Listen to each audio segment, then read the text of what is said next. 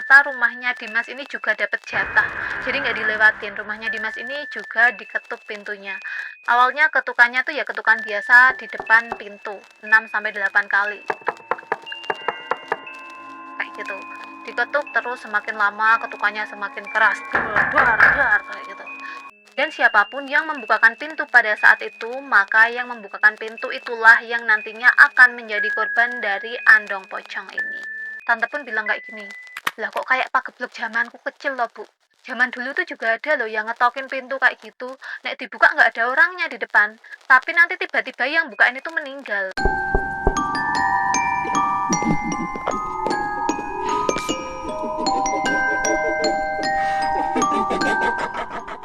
Hai, Assalamualaikum warahmatullahi wabarakatuh. Nama aku Lisa dan selamat datang di channel Lisa DM. Seperti biasa, Jumat malam kita bakal bahas tentang hal-hal horor ataupun hal-hal mistis ya. Waktunya buat Creepy Time. Dan di Creepy Time malam ini aku bakal bahas sebuah teror yang cukup booming di tahun 2007 sampai 2008 di Sidoarjo. Ya, teror andong pocong. Mungkin sebagian dari kalian ini ada yang pernah dengar atau malah kalian mengalami, kalian bisa komen di bawah. Nah, sebelum kita masuk ke ceritanya, seperti biasa aku mau ngingetin buat kalian yang belum subscribe channel aku, silahkan di-subscribe dulu, dan buat yang udah subscribe channel aku, terima kasih banyak. So, langsung aja kita masuk ke ceritanya. Let's go! Tahun 2007, tahun dimana tepat 1 tahun lumpur lapindo mengenangi wilayah Porong. Di tahun ini pula awal mula terjadi sebuah teror yang sangat mengerikan serentak di seluruh Sidoarjo. Ya, teror andong pocong. Siapapun yang bertemu dengan andong pocong ini, maka mereka akan meninggal secara tiba-tiba. Konon kedatangannya ditandai dengan suara gemerincing kuda. Ia akan mengetuk setiap rumah yang ia datangi dengan ketukan yang genap antara 6 sampai 8 ketukan.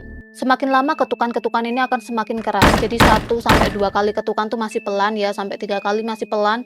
Nanti kalau udah mulai 4 ke 8 itu semakin duar, duar, duar, duar kayak gitu. Dan siapapun yang membukakan pintu pada saat itu, maka yang membukakan pintu itulah yang nantinya akan menjadi korban dari andong pocong ini. Biasanya mereka akan berteriak pocong setelahnya ditemukan meninggal dalam keadaan telungkup atau jelungup. Jasad mereka biasanya berada di dekat pintu rumah, karena kan habis bukain pintu, langsung tiba-tiba meninggal. Andong pocong sendiri menargetkan gadis yang masih perawan ataupun perjaka yang baru saja balik.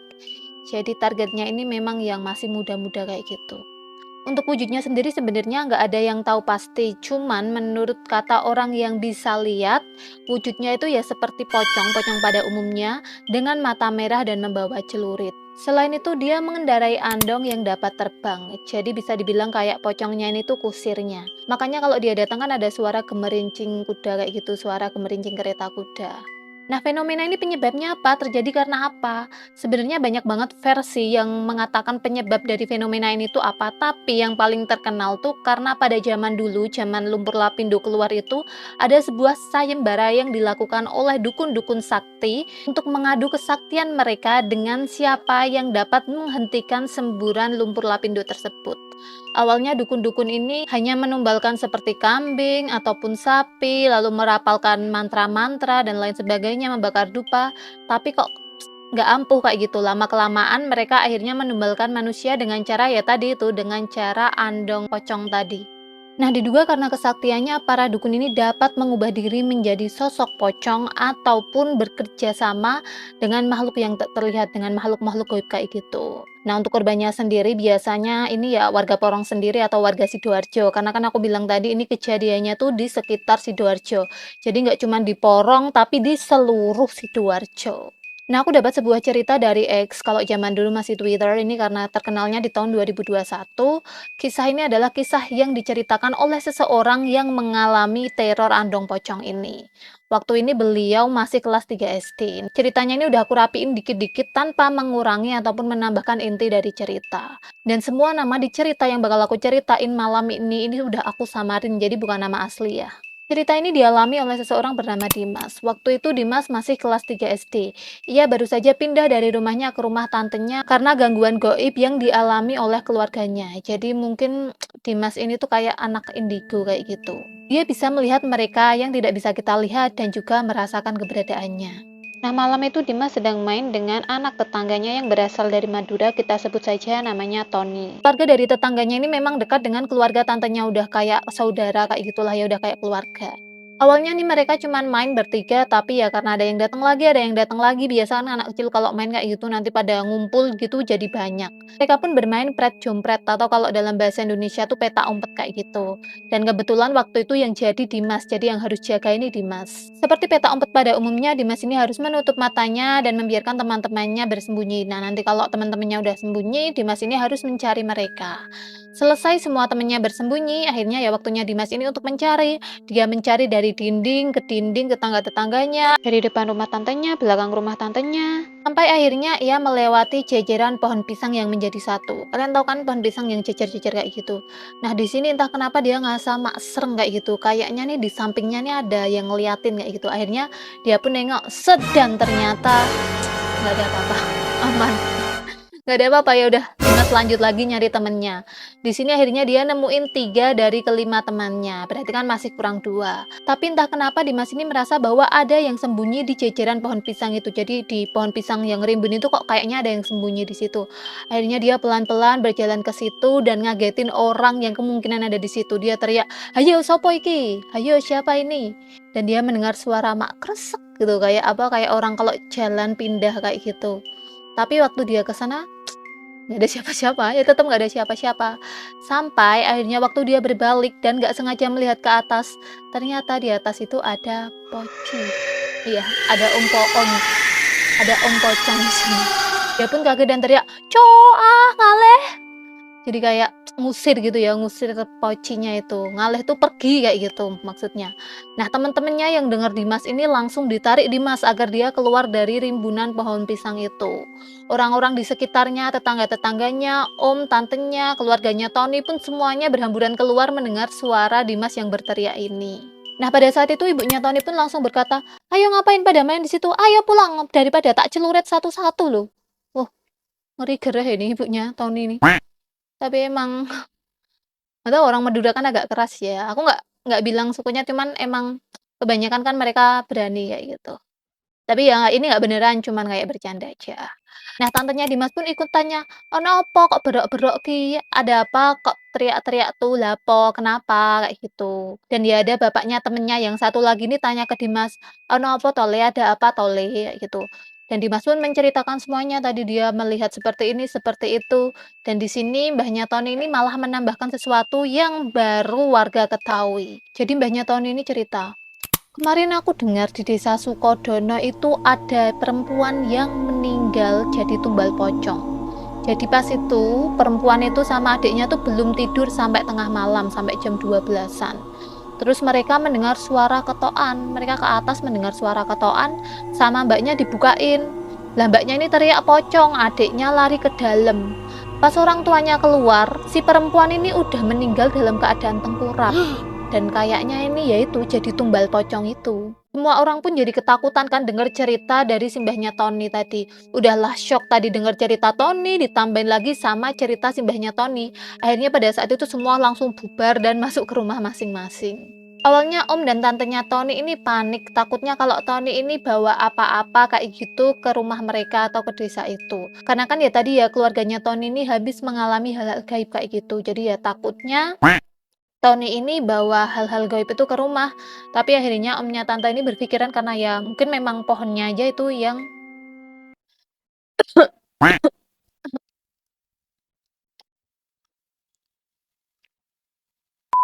tapi akhirnya om dan tantenya Tony ini berpikiran bahwa ya mungkin emang pohonnya itu aja yang angker, bukan karena Tony. Kok Tony toh? Dimas. Om dan tantenya Dimas ini mungkin berpikiran bahwa ya itu tuh cuman karena pohonnya yang angker itu, bukan karena Dimasnya ada di situ.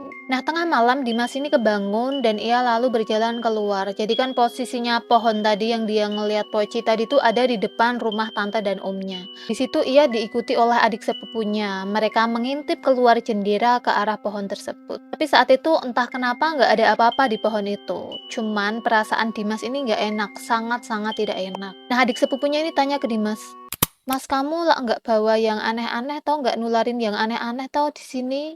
Nah, Dimas pun menjawab, "Entah kenapa perasaanku tuh nggak enak banget ya, Dek." Nggak cuman di pohon itu aja, tapi di halaman tuh semua tuh rasanya nggak enak, feeling-ku nggak enak. Terus adiknya ini nambahin lagi, dibilangin lagi, "Lah salahmu sendiri kok ngapain main-main sampai masuk ke situ?"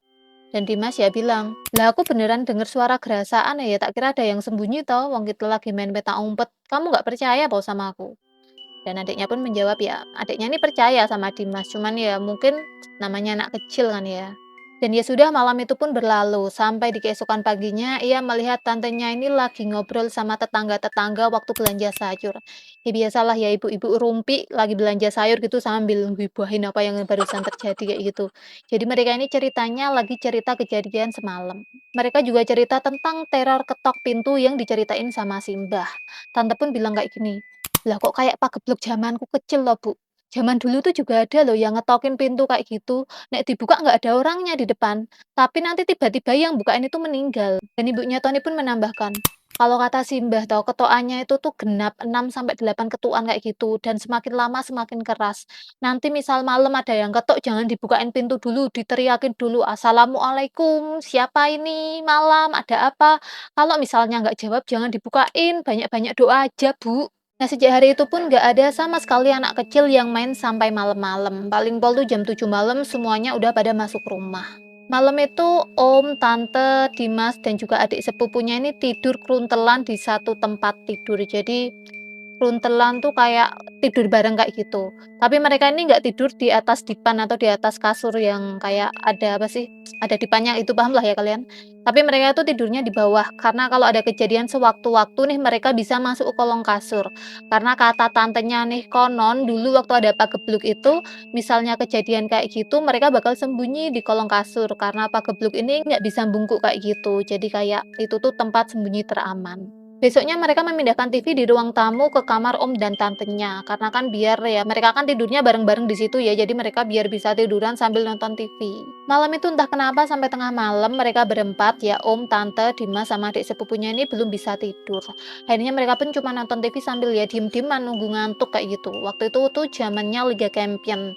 Jadi ya mereka lagi nonton bola. Lagi sunyi-sunyinya tiba-tiba terdengar suara teriakan. Suara teriakan yang sangat tidak asing ya. Suara itu berasal dari ibunya Tony dan dari seluruh keluarga yang ada di rumahnya Tony. Teriakan itu terdengar seperti teriakan orang-orang yang sedang ketakutan. Nah, di sini langsunglah itu tante sama omnya sigap matiin AC, matiin lampu, matiin TV, semuanya pokoknya gelap-gelapan, semua listrik dimatiin dan mereka langsung sembunyi di bawah kolong kasur. Mereka cuma bisa diem dan syok mendengar teriakan dari rumah-rumah tetangganya.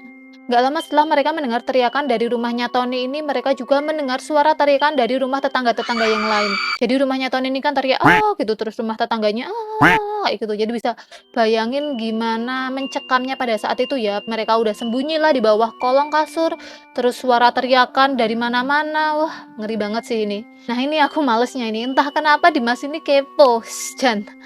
Dimas ini kepo dan mau langsung keluar gitu dari kolong kasur mau ke ruang tamu. Dia jalan ke ruang tamu kayak gitu. Untungnya tantenya ini sigap langsung gendong Dimas dan ditutup mulutnya. Ya biar dia nggak teriak. Dibawanya lagi ke kolong kasur.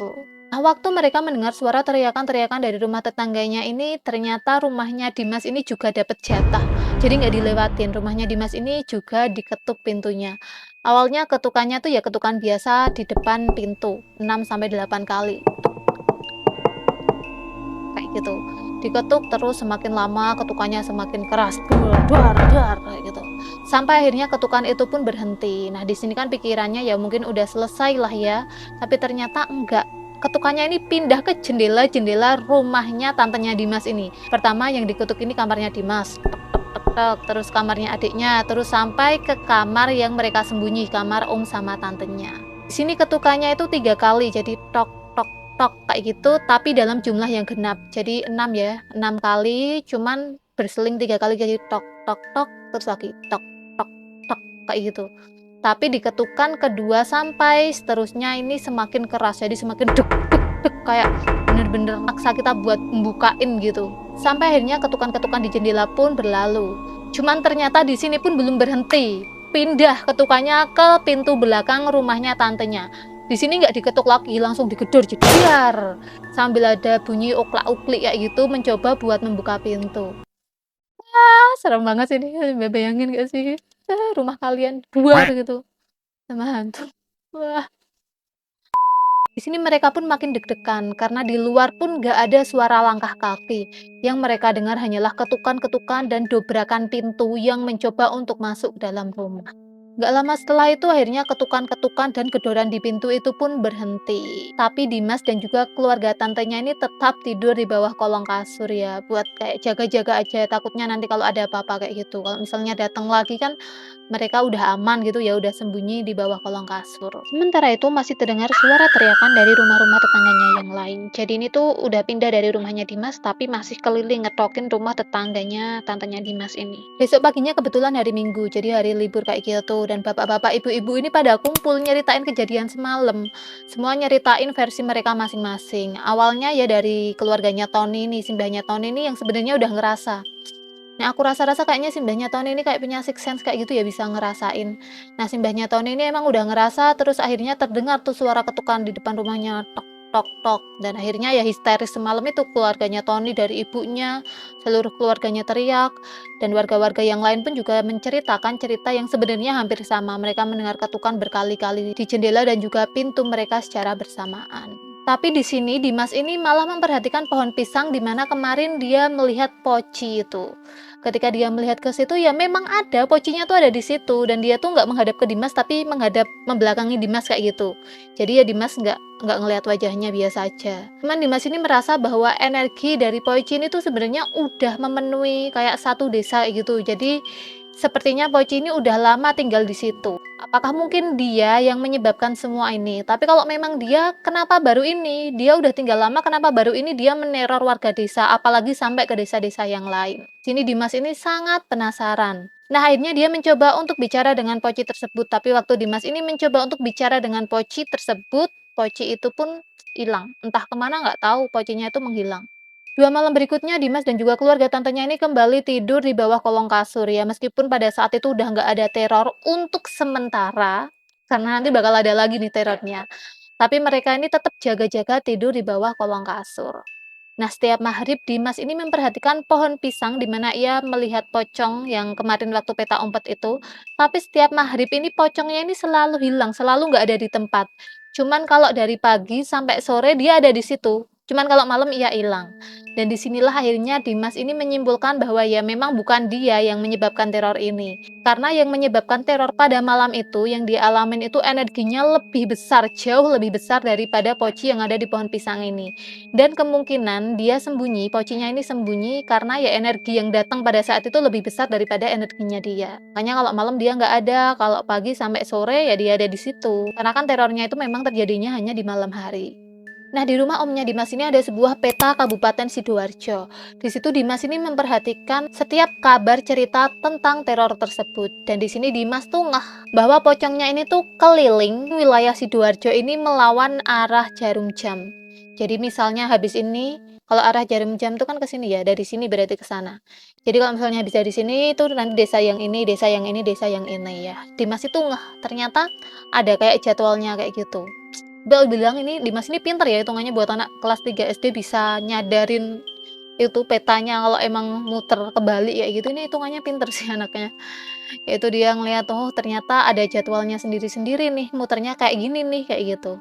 Dan Dimas pun dan juga keluarga tantenya bisa lebih waspada kalau memang hari itu tuh jatahnya keluarganya tantenya Dimas atau jatahnya desanya tantenya Dimas kayak gitu. Nah, siang itu Dimas disuruh tantenya untuk ke warung MS-nya. MS-nya itu maminya atau ibu kandungnya Dimas. Nah, di sini MS-nya itu berkata bahwa Dimas ini harus berhati-hati karena teror pocong ini tuh kayak menargetkan rumah di mana rumah tersebut ada anak barep tuh anak pertama dan juga anak bungsu yang tinggal di satu atap. Hal ini diketahui MS-nya dengan meneliti pola yang terjadi di desanya MS-nya. Yang didatangi itu semuanya ada anak barep dan juga anak bungsu yang tinggal di satu atap. Kalau misalnya di situ nggak ada anak barep dan anak bungsu yang tinggal di satu atap ya biasa aja nggak bakal didatengin kayak gitu. Makanya rumahnya MS-nya ini nggak didatengin karena di rumahnya MS-nya atau di rumahnya maminya ini cuman ada ya maminya, terus abangnya ini kakak yang pertama sama kakaknya yang kedua. Jadi kan di sini nggak ada anak bungsunya ya kan anak bungsunya ini Dimas. Dimas ini kan di rumahnya tantenya. Sementara kenapa kok rumahnya tantenya ini didatengin ya karena di situ ada anak pertama dan ada anak terakhir. Anak pertamanya siapa? Ya, anak tantenya ini kan anak pertama, adiknya Dimas, adik sepupunya Dimas. Dan anak terakhirnya ya Dimas itu kan meskipun bukan keluarga di situ ya, bukan beneran keluarga mereka kayak gitu, bukan anak kandungnya tantenya, tapi kan Dimas ini hitungannya tetap anak terakhir. Makanya rumahnya tantenya Dimas ini ya tetap kena ya itu teror ketok pintu. Nah, di sini MS-nya ini meminta kakaknya untuk ikut ke rumah tantenya karena kakaknya ini ketakutan banget. Jadi kayaknya frekuensi teror di rumahnya MS ini lebih banyak daripada rumah tantenya. Makanya ia minta kakaknya ini untuk tinggal di rumah tantenya aja karena kakaknya ini ketakutan banget. Jadi kakak itu adalah kakak keduanya Dimas. Jadi ya udahlah, ikutlah itu kakaknya ke rumah tantenya Dimas. Tapi di sini apesnya waktu itu tuh ternyata jatahnya desanya tantenya kena teror. Jadi kayak percuma gitu loh kakaknya Dimas ini ke rumahnya tantenya, karena waktu itu ya jatahnya kalau dilihat-lihat tuh jatahnya desanya tantenya yang kena teror. Mereka pun akhirnya tidur di bawah kolong nih makin desek-desekan ya, tadinya berempat sekarang berlima. Untungnya nih ranjangnya om sama tantenya ini besar, jadi ya nyukup-nyukup aja buat mereka berlima masuk ke situ. Nah, mereka pun ngehnya kalau malam itu adalah malam di mana jatah desanya om dan tantenya ini kena teror itu sekitar jam 8 malam. Di situ udahlah mulai semuanya dimatiin, lampu-lampu dimatiin, AC dimatiin, TV dimatiin, dan mereka masuk ke kolong kasur untuk sembunyi. Nah, waktu semuanya udah tidur, Dimas ini lagi-lagi cari penyakit. Aku nggak tahu kenapa sih Dimas ini, gemes banget aku. Dia ini kepo, beneran kepo. Wujudnya tuh apa sih yang sebenarnya ngetokin-ngetokin pintu itu. Akhirnya keluarlah itu dia. Waktu semuanya udah tidur, dia keluar ke ruang tamu, ngintip dari balik jendela. Lama Dimas ini nunggu dan nunggu, tapi nggak ada yang terjadi. Sampai akhirnya mulai terdengar suara teriakan histeris dari rumah-rumah tetangganya. Dan pada saat itu dia mendengar suara gemerincing di atas rumah tante. Wah, jatahnya rumah tantenya ini. Ia melirik ke atas dan disitulah ia melihat ada api yang melayang di atas rumah tantenya. Di situ Dimas sudah mikir, wah ternyata bener ini bahaya. Makhluk ini bahaya. Entahlah dia datang dari mana, entahlah kenapa orang pada teriak pocong, yang jelas malam itu yang Dimas lihat itu api. Api yang sangat berkobar-kobar di atas. Cuman seperti yang aku bilang tadi, menurut orang yang bisa lihat ini memang wujudnya yang ngetokin pintu itu tuh pocong. Cuman kalau Dimas yang lihat pada saat itu ya api. Mungkin itu kendaraannya atau gimana kurang tahu. Nah, di sini nih om, tante, adik sepupu dan juga kakaknya nih nggak ada yang keluar kolong. Mereka nih kayaknya udah mikir bahwa Dimas ini udah meninggal kali ya, dia bukain pintu kali ya, gitu ya pikirannya. Nah, Dimas pun di situ langsung ketakutan dan masuk kembali ke kolong kasur. Jadi habis dia ngelihat api, dia langsung masuk ke dalam yaitu kolong kasur lagi. Di situ ia melihat bahwa tante, adik sepupunya, dan juga kakaknya ini udah menangis. Kayaknya emang mereka nih berpikiran bahwa Dimas ini udah meninggal, dan ya ternyata alhamdulillahnya kan enggak. Di situ tantenya ini langsung meluk Dimas dan dia juga dicubit sama kakaknya. Beling sih Dimas, kayak gitu kepo loh. Warga pun mulai sepakat kira-kira teror itu datang ke desa mereka kapan. Jadi seperti yang aku bilang tadi kan itu ada polanya ya, polanya itu kayak melawan arah jarum jam kayak gitu, kayak yang Dimas bilang tadi. Makanya kan mereka bisa tahu kalau misalnya habis desa ini nih berarti desanya kita. Jadi kalau waktunya seperti itu ya mereka udah prepare, udah kayak jaga-jaga. Dan ya lagi-lagi alhamdulillahnya nggak ada korban dari desanya Dimas ini. Waktu itu Dimas sempat cerita ke simbahnya Tonting tentang wujud yang dia lihat. Dan simbahnya Tony ini ya membenarkan tentang apa yang ia lihat itu wujud dari perwujudan teror ketok pintu ini atau pocong andong. Semenjak itu sekitar 2 bulan mereka sering sekali tidur di bawah kolong kasur karena kan ya waktu itu masih banyak teror yang terjadi ya. Sampai akhirnya terdengar berita bahwa sayembara yang dilakukan untuk menghentikan semburan lumpur lapindo ini dihentikan. Dan semenjak saat itu sudah jarang terjadi teror-teror di desa-desa di Sidoarjo.